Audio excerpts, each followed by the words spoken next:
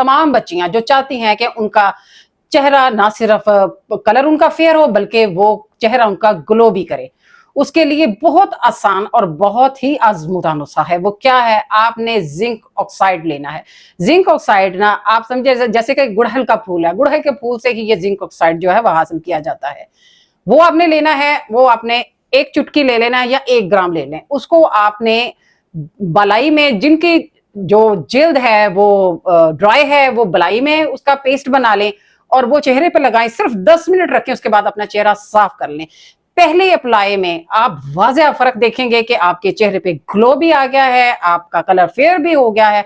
चंद दिन इस्तेमाल के बाद आपको कोई पहचान ही नहीं सकेगा और आपको हर कोई पूछेगा कि आपने क्या ऐसा इस्तेमाल किया है कि ना सिर्फ आपका कलर फेयर हुआ है बल्कि आपका कलर चमक भी रहा है, आपका चेहरा दमक भी रहा है। जिनका फेस जो है वो चिकना है या ऑयली स्किन है, वो बलाई उतार के जो दूध है उसमें इस पाउडर को इस्तेमाल करें।